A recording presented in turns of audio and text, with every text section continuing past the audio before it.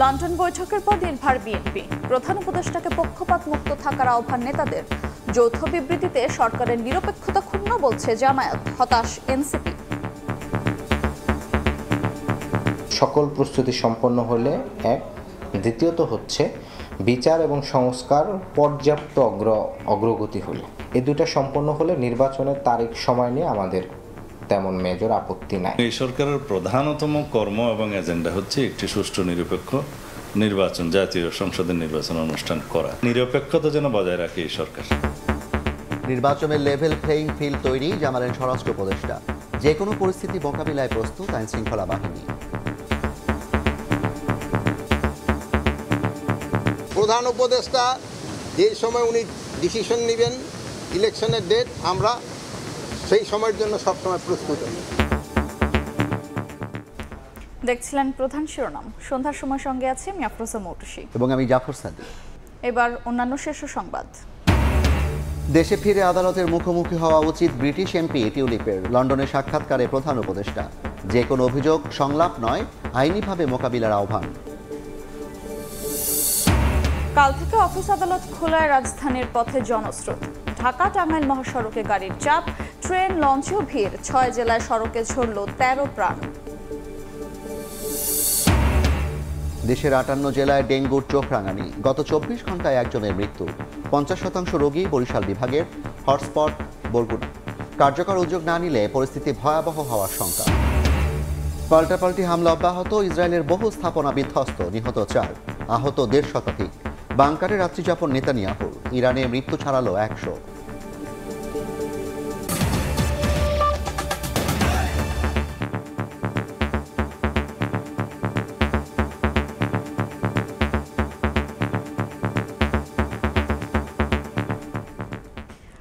আগামী রমজানের আগে নির্বাচন হলে চলমান রাজনৈতিক সংকট কেটে যাবে বলে মনে করছেন বিএনপি নেতারা। একই সঙ্গে নির্বাচনের সময় সরকারকে নিরপেক্ষ থাকার আহ্বান জানিয়েছেন। এদিকে ইউনূস তারেক বৈঠকের পর লন্ডনে বসে যৌথ বিবৃতিতে সরকারের নিরপেক্ষতা ক্ষুণ্ণ হয়েছে জানিয়ে বিবৃতি দিয়েছে জামায়াত ইসলামী। বৈঠকে সংস্কার ও বিচারের চেয়ে ভোটের বিষয়ে বেশি গুরুত্ব পাওয়ায় হতাশ এনসিপিও। এই অবস্থায় বিশ্লেষকরা বলছেন, এখনও ঐক্যমত্যে পৌঁছাতে না পারলে সংকট বাড়বে। আহমেদ সালেহিনের রিপোর্ট। নির্বাচনী রোডম্যাপ নিয়ে চলমান সংকটের মধ্যেই ইউনূস তারেক বৈঠকে গলেছে বরফ। সরকার ও বিএনপির মধ্যকার অনড় অবস্থানও সহজ হয়েছে নির্বাচনের তারিখের পরিবর্তনের ইঙ্গিতে।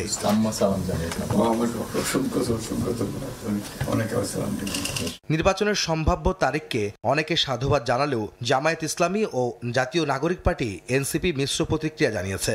জামায়াত এক বিবৃতিতে বলেছে, যৌথ বিবৃতি মূলত দেশের রাজনৈতিক সংস্কৃতির ব্যত্যয়। একটি দলের প্রতি অনুরাগ প্রকাশে ডক্টর ইউনূস তার নিরপেক্ষতা ক্ষুণ্ণ করেছেন। আর এনসিপি বলছে, নির্বাচনকে যেভাবে গুরুত্ব দেওয়া হয়েছে তাতে বিচার ও সংস্কারের বিষয়টি প্রাধান্য না পাওয়ায় হতাশ তারা। যেই প্রক্রিয়ায় জিনিসটা অ্যাপ্রোচ করা হচ্ছে, এটা রাজনীতির অন্য দলগুলোর সাথে সরকারের পক্ষ থেকে একটা বিমাতাসুলভ আচরণ পরিলক্ষিত হয়েছে। জাতীয় নির্বাচন বিষয়টি কোনো একক ব্যক্তি বা একক দল নয়। এই অবস্থায় ভোটের সময় পুনর্নির্ধারণ নিয়ে যারা হতাশ তাদের সমালোচনা করেছেন বিএনপি নেতারা। সরকারকে নির্বাচনকালে নিরপেক্ষ থাকারও আহ্বান তাদের। এই সরকারের প্রধানতম কর্ম এবং এজেন্ডা হচ্ছে একটি সুষ্ঠু নিরপেক্ষ নির্বাচন, জাতীয় সংসদের নির্বাচন অনুষ্ঠান করা। সেই হিসাবে নাম কি হলো সেটা আমাদের কাছে বিষয় না, কাজ হবে এটা নিরপেক্ষতা যেন বজায় রাখে এই সরকার। ভোটটাকে জনগণ যেভাবে চায়, এই আতেলরা তো সেভাবে চায় না। যারা বলে এরা তো নিবন্ধিতই না, জীবনে একটা ইলেকশন করে দেখে নাই, ভোটের দ্বারা কটা ভোট পায় আমরা দেখি। বিএনপি নেতারা বলছেন, সংস্কার চলমান প্রক্রিয়া। নির্বাচনের মাধ্যমে যে সরকার আসবে তারাই সংস্কার ও গণহত্যার বিচারকে এগিয়ে নিয়ে যাবেন। এগুলো শুধু শুধু প্রপাগান্ডা বিএনপির বিরুদ্ধে, এবং যাতে করে নির্বাচন না দিয়ে সময় কাটানো যায়। যে রাজনৈতিক দলটি জনগণের ভোট দিয়ে নির্বাচিত করবে তারা সংস্কারও এগিয়ে নিয়ে যাবে, বিচার প্রক্রিয়াকেও এগিয়ে নিয়ে যাবে। এই বছরের ডিসেম্বরের শেষার্ধের মধ্যেই তফসিল ঘোষণা হওয়াটা বোধহয় বাঞ্ছনীয়, কারণ নির্বাচনের তফসিল ঘোষণা থেকে নির্বাচন অনুষ্ঠান পর্যন্ত 45 থেকে 50 দিন সময় লাগে। এদিকে রাজনৈতিক বিশ্লেষকরা বলছেন, ডক্টর ইউনূস তারেক বৈঠক নিয়ে যারা সমালোচনা করছেন তারা বাস্তবতা বিবর্জিত বক্তব্য দিচ্ছেন। পার্শ্ব প্রতিক্রিয়া যারা জানাচ্ছেন, আমার কাছে মনে হয় তারা ওভার রিয়েক্ট করছেন। এটা বাস্তবতার সাথে মিল নাই এই রিয়াকশনের। বিএনপির প্রতি পক্ষপাতমূলক কোন আচরণ করে ফেলেছে এটা আমার কাছে মনে হয়নি, বরং এটাই যৌক্তিক বলে আমি মনে করি। নির্বাচন যত ঘনিয়ে আসবে সংকট ততই বাড়বে এমন শঙ্কা প্রকাশ করে রাজনৈতিক বিশ্লেষকরা বলছেন, জাতীয় ঐকমত্যে পৌঁছতে না পারলে ফ্যাসিবাদ নতুন করে মাথাচাড়া দেবে। আহমেদ সালেহীন, সময় সংবাদ, ঢাকা। অবাধ ও সুষ্ঠু নির্বাচনের লক্ষ্যে নিশ্চিত করা হয়েছে লেভেল প্লেইং ফিল্ড। রাজধানীর উত্তরায় আর্মড পুলিশ ব্যাটালিয়ন ও র্যাব 1-এর সদর দপ্তর পরিদর্শনে গিয়ে একথা জানান স্বরাষ্ট্র উপদেষ্টা জাহাঙ্গীর আলম চৌধুরী। বলেন, ভোট ঘিরে যে কোনো পরিস্থিতি মোকাবিলায় সদা প্রস্তুত আইনশৃঙ্খলা বাহিনী। রাজনীতির মাঠে এখন আলোচনার কেন্দ্রে জাতীয় সংসদ নির্বাচন। চলছে নেতাকর্মীদের কথার লড়াই, আছে অভিযোগ পাল্টা অভিযোগও। এমন বাস্তবতায় ভোট ঘিরে আইনশৃঙ্খলা পরিস্থিতি কেমন থাকবে প্রশ্ন ছিল স্বরাষ্ট্র উপদেষ্টার কাছে। তিনি সাফ জানালেন, নির্বাচন ঘিরে যে কোনো পরিস্থিতি মোকাবেলায় সদা প্রস্তুত আইনশৃঙ্খলা রক্ষাকারী বাহিনী। প্রধান উপদেষ্টা যে সময় উনি ডিসিশন নেবেন ইলেকশনের ডেট, আমরা সেই সময়ের জন্য সবসময় প্রস্তুত। আইন শৃঙ্খলা পরিস্থিতি যে উন্নতি হয়েছে এটা আপনারাও বলছেন, এটাতে আমরা যতটা কমে আনা যায় আমরা চেষ্টা করতেছি। এই ক্ষেত্রে আপনাদের একটু বড় ধরনের একটা রোল রয়ে গেছে। রাজধানীর উত্তরায় আর্মড পুলিশ ব্যাটালিয়ন ও র্যাব 1-এর সদর দপ্তর পরিদর্শনে গিয়ে স্বরাষ্ট্র উপদেষ্টা আরও জানান, অবাধ ও সুষ্ঠু নির্বাচনের লক্ষ্যে লেভেল প্লেইং ফিল্ড নিশ্চিত করা হয়েছে। আইন শৃঙ্খলা অনেক উন্নতি হয়েছে, তবু আছে, এটা তো একটা কোনো লিমিট নাই। এটা যতই উন্নতি হবে আরও উন্নতি হইতে থাকবে। ছোটোখাটো দিয়ে একটা ঘটনা যে ঘটে নাই তা না, দিয়ে একটা চুরি হয়েছে, দিয়ে একটা চিন্তাই হয়েছে, বাট বড় ধরনের কোনো সমস্যা হয় না। মাঠ পর্যায়ে পুলিশের কাছে রাইফেলের মতো অস্ত্র থাকলেও ভারী মারণাস্ত্র থাকবে না বলেও জানান স্বরাষ্ট্র উপদেষ্টা। আদনান তুর্য, সময় সংবাদ, ঢাকা। অন্য প্রসঙ্গ, ঈদের দীর্ঘ ছুটি শেষে কাল খুলছে অফিস আদালত। তাই বাস, ট্রেন ও লঞ্চে ভোর থেকেই ছিল ঢাকামুখী জনস্রোত। পরিবারের সঙ্গে আনন্দ সময় কাটিয়ে ইটকাঠের নগরীতে ফিরছেন কর্মজীবী মানুষ। এতে সড়কে দেখা যায় তীব্র যানজট। যমুনা সেতু এলাকায় 10 কিলোমিটার জুড়ে সৃষ্টি হয় গাড়ির দীর্ঘ লাইন। এতে ভোগান্তিতে পড়েন রাজধানীমুখী মানুষ। তবে লঞ্চ, ট্রেনে নির্বিঘ্নে গন্তব্যে ফিরতে পেরে স্বস্তি প্রকাশ করেন যাত্রীরা।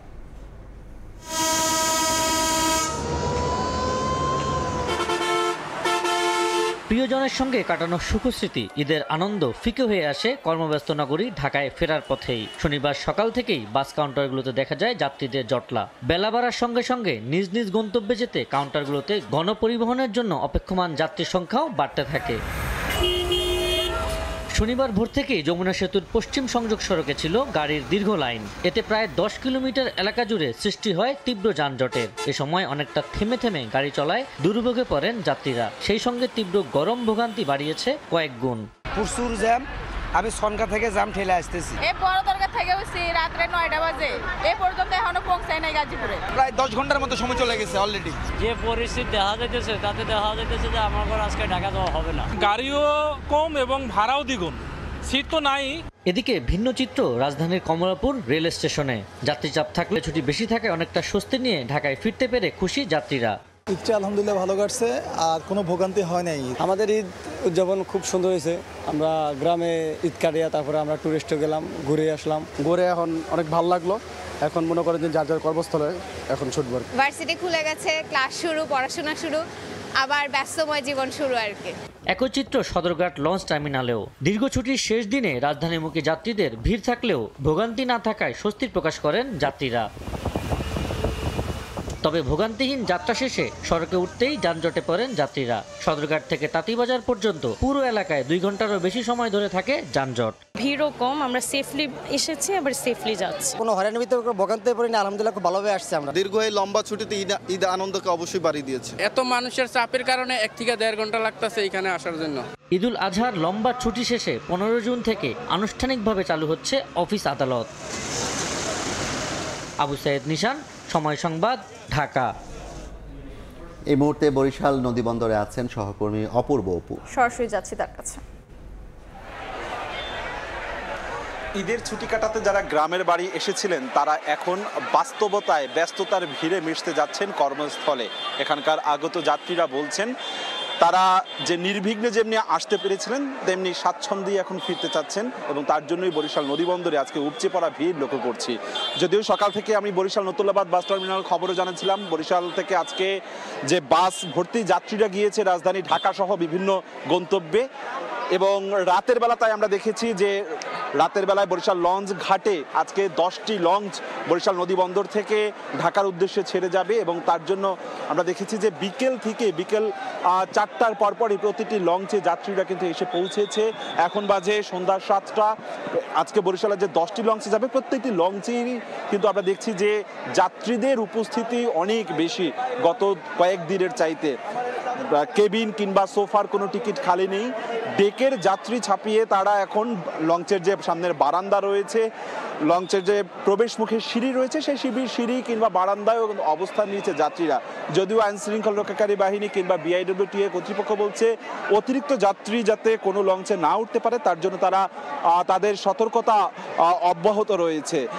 ফিরতি লঞ্চের আগে যখন ঢাকা থেকে বরিশালে লঞ্চ একটি আসছিল কীর্তনখোলা 10, এর আগের যাত্রায় তাকে কিন্তু সেই লঞ্চটিকে তারা রুট পারমিট তারা বাতিল ঘোষণা করেছিল এবং মামলা করে দুজনকে আটক করা হয়েছিল অতিরিক্ত যাত্রী বোঝাই এবং যাত্রীদের সাথে অসদাচরণ করার জন্য। সেই বার্তাটি অন্যান্য যে লঞ্চ কর্তৃপক্ষ তাদের কাছেও পৌঁছানো হয়েছে, যার ফলে কোনো লঞ্চেই অতিরিক্ত যাত্রী বোঝাই হবে না বলছে এখানকার যারা লঞ্চ সংশ্লিষ্ট তারা এমনটি বার্তা দিয়েছেন। যাত্রীরা যেটি বলছেন যে কোনো লঞ্চেরই যেহেতু টিকিট নেই ফলে তারা এক ধরনের বিড়ম্বনায় পড়েছে, তারপরও লঞ্চ যাত্রা তাদের কাছে এক ধরনের স্বাচ্ছন্দ্যের। যদিও সময় কিছুটা বেশি লাগে, রাত 8:30 থেকে এক এক করে রাত 9টার মধ্যে রাজধানী ঢাকার উদ্দেশ্যে এই লঞ্চগুলো ছেড়ে যাবে এবং আগামীকাল সকাল 5টা বা 6টার মধ্যে এই লঞ্চগুলো কিন্তু ঢাকার সদরঘাটে গিয়ে পৌঁছবে এবং নির্বিঘ্নে তারা এবছর এই কুরবানির ঈদ করতে পারায় বেশ উচ্ছ্বাস প্রকাশ করেছে। অন্তত লঞ্চের যাত্রীদের সেই ধরনের কিন্তু আমরা খুব বেশি অভিযোগ পাইনি যেটি পেয়েছি সড়ক পথে। বরিশাল নদীবন্দর থেকে আজকে 10টি লঞ্চ ছেড়ে যাবে। আপাতত সবশেষ আমার কাছে এতটুকুই খবর ছিল। ঈদ শেষে বাড়ি ফেরা মানুষের খবর জানছিলাম বরিশাল নদীবন্দর থেকে। সন্ধ্যার সময় আলো থাকছে।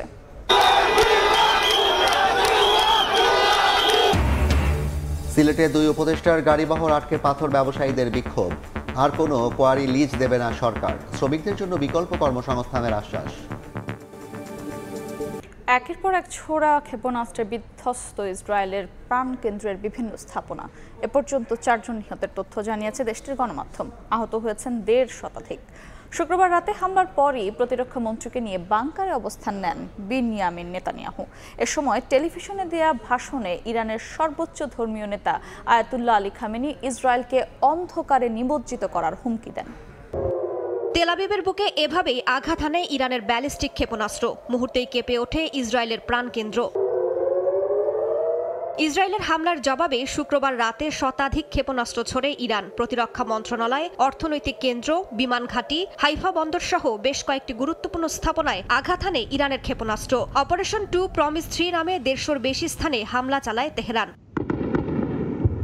যদিও যুক্তরাষ্ট্রের সহায়তায় বেশিরভাগ ক্ষেপণাস্ত্র প্রতিহতের দাবি করেছে তেল আবিব। ইরানের ক্ষেপণাস্ত্র হামলার পরই প্রতিরক্ষা মন্ত্রী ইসরায়েল কাৎজকে নিয়ে একটি বাংকারে যান নেতানিয়াহু। সেখানে মন্ত্রিসভা সদস্যদের সঙ্গে আলোচনার মাধ্যমে ইসরায়েলের প্রধানমন্ত্রী পরিস্থিতি পর্যালোচনা করেন বলে জানান এক কর্মকর্তা। বোমা নিরোধক আশ্রয় কেন্দ্রে অবস্থান নেন সাধারণ নাগরিকরাও। ভোরের আলো ফোটার সঙ্গে সঙ্গে স্পষ্ট হয় তেল আবিবের ক্ষয়ক্ষতি। আন্তর্জাতিক গণমাধ্যমে প্রকাশিত ভিডিওতে দেখা যায় ইরানের ক্ষেপণাস্ত্র হামলায় বিধ্বস্ত হয়েছে বেশ কিছু আবাসিক ভবন। বেশ কয়েকজন হতাহতের খবরও পাওয়া গেছে। আমরা ঘটনাস্থলে পৌঁছে দেখি ব্যাপক ক্ষয়ক্ষতি হয়েছে, অনেক মানুষ আহত হয়েছে এবং ঘটনাস্থলের ভেতরে মরদেহ রয়েছে। এরপর আমরা জরুরি সেবা সংস্থা MDA, fire service, Israeli police এবং স্থানীয় প্রশাসনের সঙ্গে মিলে আটকে পড়া মানুষদের উদ্ধারে অভিযান শুরু করি। ইসরায়েল যুদ্ধ শুরু করেছে জানিয়ে দেশটির প্রতি কোনো দয়া করা হবে না বলে হুঁশিয়ারি করেছেন ইরানের সর্বোচ্চ ধর্মীয় নেতা আয়াতুল্লাহ আলী খামেনি। ইসরায়েল ভয়ঙ্কর ভুল করেছে, তারা অন্যায় কাজ করেছে। ইনশাআল্লাহ এর পরিণতি তাদের ধ্বংস ডেকে আনবে। লাফিয়ে বাড়ছে ডেঙ্গু, ছড়িয়েছে দেশের 58 জেলায়। বরিশালের বরগুনা হয়ে উঠেছে রেড জোন। দেশে চলতি বছর এ পর্যন্ত ডেঙ্গুতে আক্রান্ত হয়ে হাসপাতালে ভর্তি হয়েছে 5,570 জন, যার প্রায় 50% বরিশাল বিভাগে। তবে মৃত্যুর সংখ্যা এগিয়ে থাকা। গত 24 ঘন্টায় ডেঙ্গু আক্রান্ত হয়ে 1 জনের মৃত্যু হয়েছে। বিশেষজ্ঞরা বলছেন সারা দেশে মশা নিধন কার্যক্রম সঠিকভাবে পরিচালনা না করলে ভয়াবহ রূপ নিতে পারে অন্যান্য জেলায়ও। স্ত্রী এবং এক কন্যা শিশু নিয়ে সুখের সংসার বরগুনার রাজনের, কিন্তু তার সব স্বপ্ন কেড়ে নেয় ডেঙ্গু। 6 জুন 27তম জন্মদিনে ডেঙ্গুতে আক্রান্ত হয়ে মারা যান তার স্ত্রী জেরিন। পরের দিন তাদের তৃতীয় বিবাহবার্ষিকীতে জানাজা শেষে জেরিনকে দাফন করা হয়। এমন অনেক পরিবারই এখন ডেঙ্গুর থাবায় অসহায়। বরগুনায় হঠাৎ করেই বেড়েছে ডেঙ্গুর প্রকোপ। ডেঙ্গু রোগীর চাপে হাসপাতালে তিল ধরার ঠাঁই নেই। এখন পর্যন্ত প্রায় 2000 মানুষ ডেঙ্গুতে আক্রান্ত হয়েছেন, আর মৃতের সংখ্যা গিয়ে ঠেকেছে 16-তে। পরিস্থিতি উন্নতি করতে মশার আবাসস্থল ধ্বংসের বিকল্প নেই বলে জানান চিকিৎসক। এই সাজানো সংসার থেকে যে ও এত তাড়াতাড়ি চলে যাইবে এত কম বয়সে, আমরা কোনোদিনই ভাবতে পারিনি।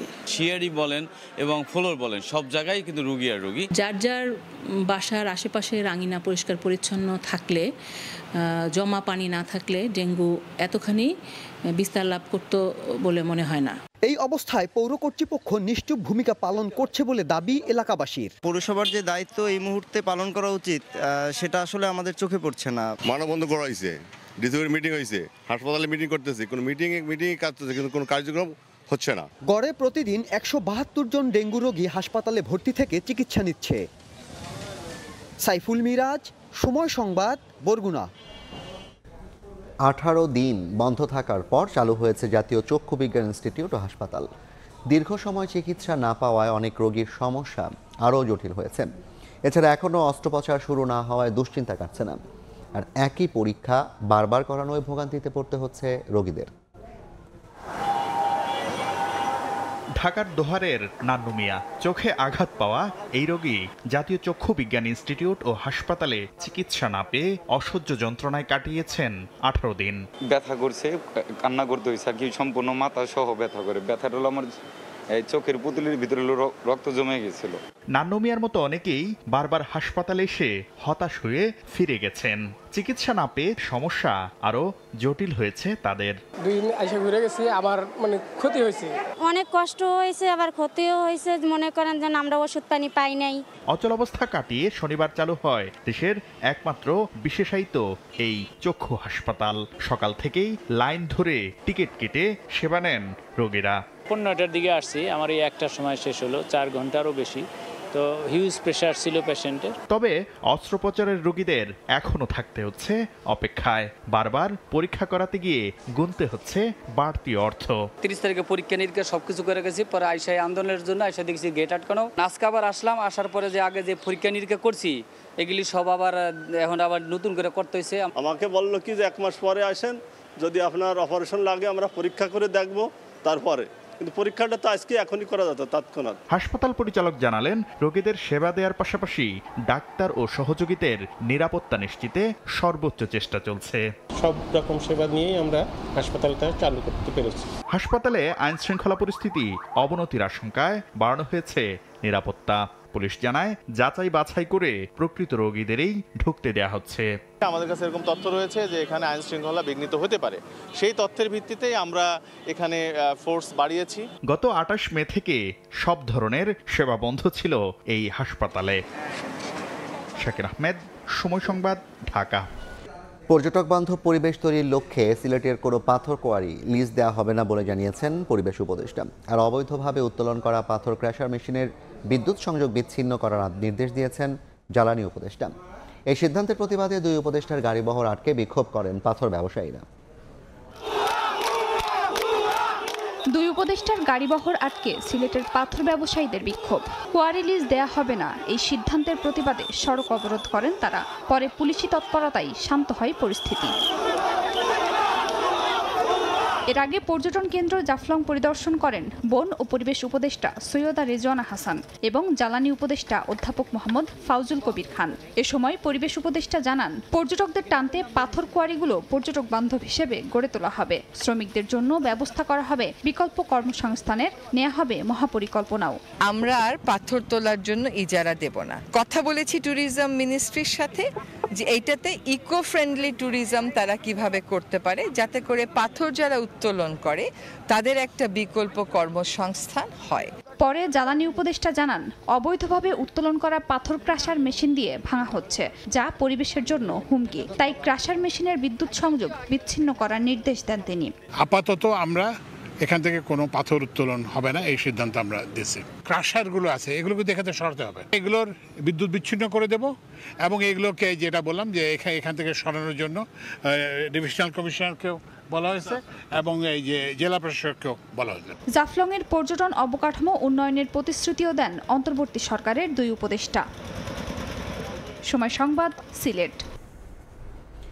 এয়ার ইন্ডিয়ার বিমান বিধ্বস্তের কারণ অনুসন্ধানে সহযোগিতা করতে ভারতে পৌঁছেছে ব্রিটিশ প্রতিনিধি দল। উদ্ধার হওয়া ব্ল্যাক বক্স সহ ধ্বংসস্তূপ থেকে আরও নমুনা সংগ্রহ করা হবে। এদিকে শনিবার মর্মান্তিক এই দুর্ঘটনার বিষয়ে ব্রিফ করেছে দেশটির বিমান মন্ত্রণালয়। এখন পর্যন্ত বিমান দুর্ঘটনার যেসব কারণ সামনে এসেছে তা খতিয়ে দেখা হবে বলে জানানো হয়। তদন্তের দায়িত্বে থাকবে দেশটির বিমান দুর্ঘটনা তদন্তকারী ব্যুরো। তারা প্রযুক্তিগত দিক থেকে অনুসন্ধান চালাবে বলে জানা গেছে। এছাড়া একটি উচ্চ পর্যায়ের স্বাধীন কমিটি গঠন করা হয়েছে। আগামী সোমবার এই কমিটি প্রথম বৈঠকে বসবে। 3 মাসের মধ্যে তদন্ত শেষ করে একটি প্রতিবেদন উপস্থাপন করা হবে বলে জানানো হয়। এ পর্যায়ে শীর্ষ সংবাদগুলো জানিয়ে দিচ্ছি আরেকবার।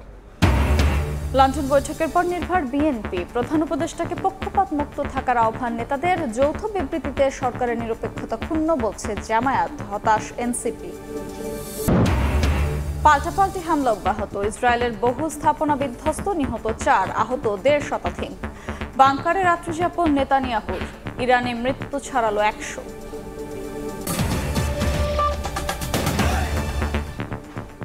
এই ছিল সন্ধ্যার সময়, সঙ্গেই থাকুক সময়ের।